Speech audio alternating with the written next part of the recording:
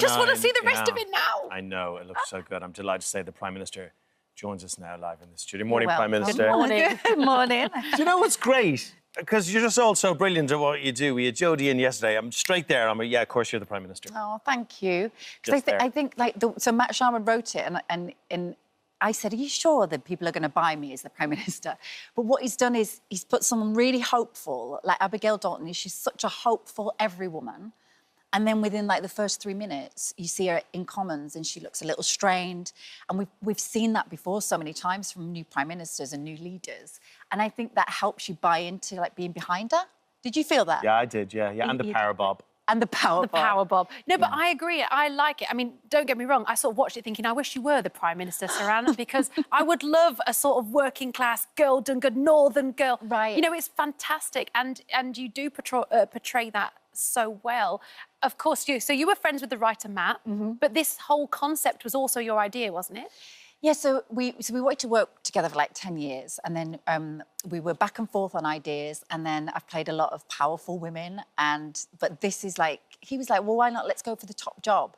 And exactly what you were saying, it's representation of someone who's, like you said, working class, they've worked really hard, they really wanted this position.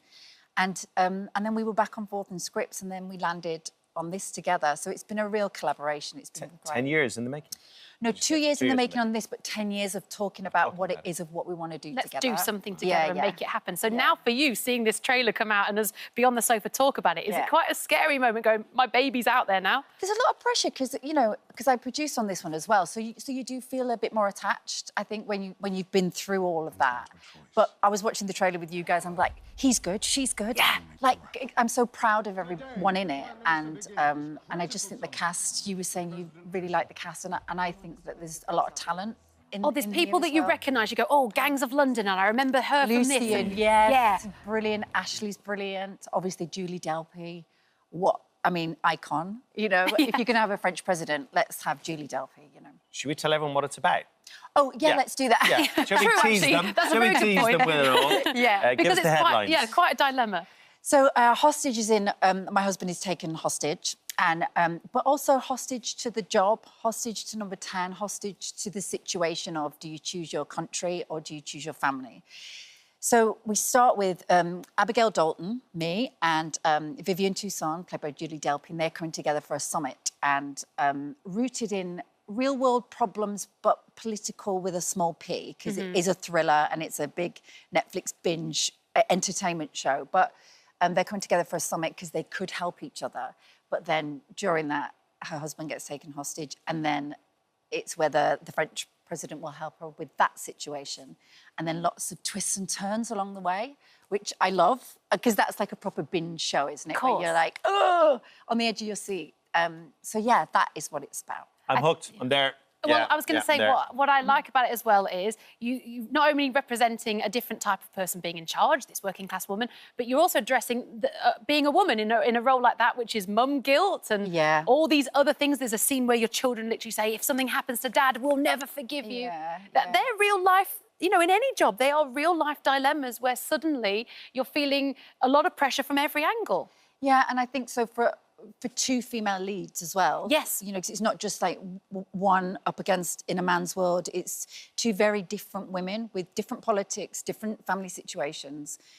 And I spoke to a lot of women in power, a lot of politicians, and they were really kind with, like, their how it was to balance family.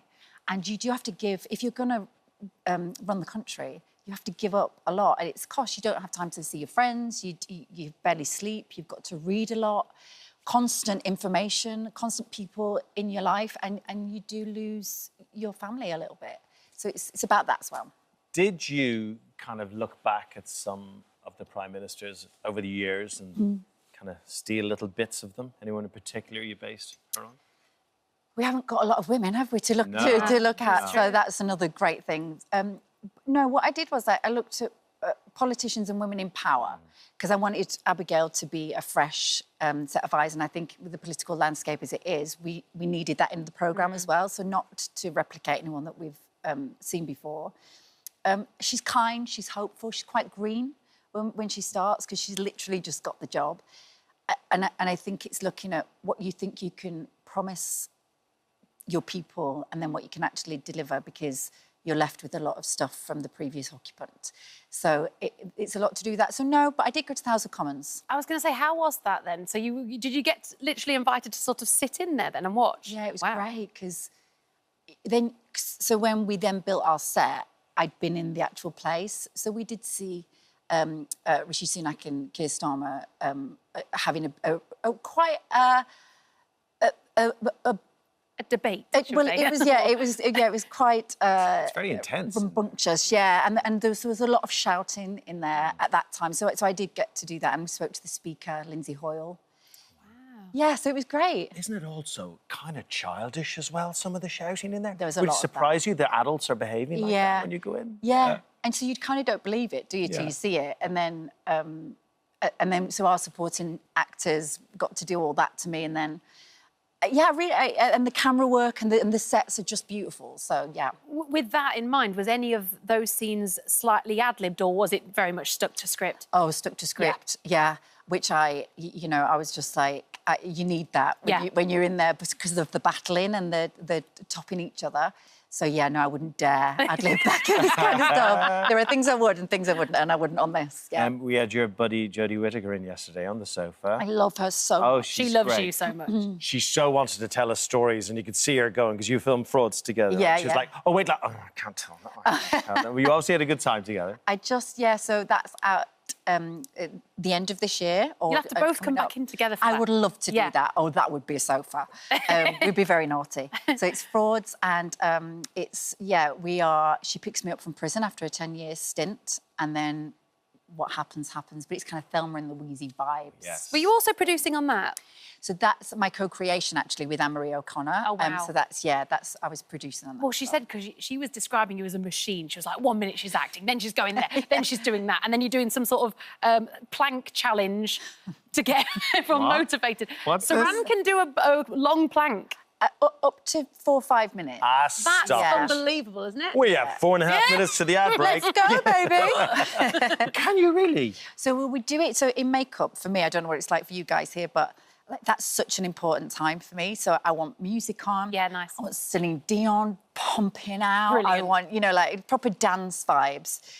And then me and my makeup designer, Lena Colastato, she's like fitness. So Jodie was like, what are you doing? What are you doing? So he said, we just need to keep up a bit of fitness. It didn't keep up, by the way, but we tried.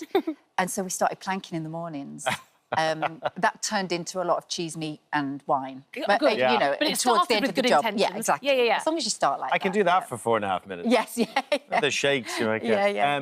We can't wait to watch this. I can't wait to watch it. It's brilliant. Oh, thanks. 5 of them in around kind of just under the hour mark. I think you could take that on holiday. You can binge that. You can, get whacked through that in a night. 5. Oh, yeah, the UK loves a good thriller. Hostage is literally on Netflix tomorrow, so set that reminder, get it there in the Thank you for visiting our This Morning YouTube channel. Now, we upload new content every day, so go ahead and hit that subscribe button so you don't miss out. And we'll see you in the morning.